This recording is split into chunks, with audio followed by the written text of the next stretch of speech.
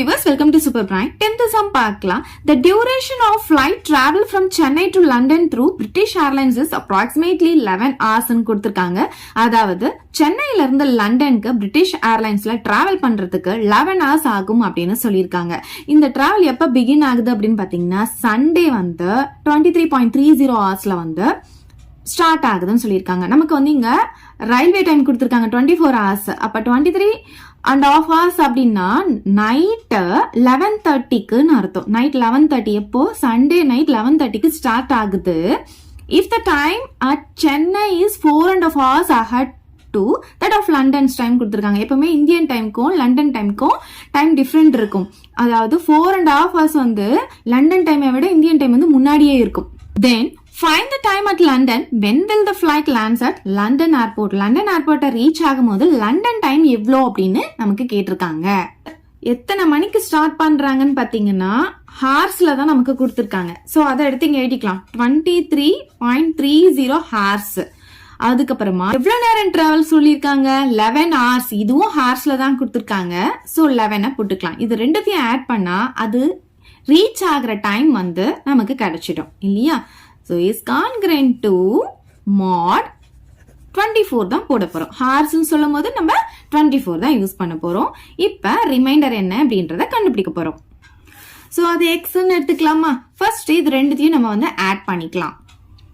இங்க பாருங்க 23.30 கூட நான் ஒரு 11 ஆட் பண்றேன். அப்ப என்ன ஆகும்னா இங்க 00 டாட் வச்சு இங்க 00 போடுவோம். 0 இங்க 3 இங்க டாட் இங்க 4 இங்க 3 என்ன கிடைக்குது நமக்கு 34.30 கிடைக்கும். Is congruent to x mod 24. இப்போ என்ன பண்ண போறோம் இங்க இருக்கிற டிவிடெண்ட இந்த 24ஆல டிவைட் பண்ண போறோம். அப்ப நமக்கு ரிமைண்டர் எவ்வளவு அப்படின்றது கிடைக்கும்.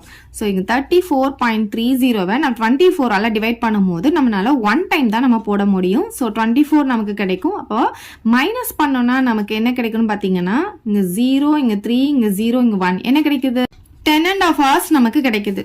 So 34.30 is congruent to 10.30 mod 24. So இதுதான் வந்து பாத்தீங்கன்னா நம்ம இந்தியன் டைம்ல அது லண்டனை லேண்ட் ஆகுற டைம்.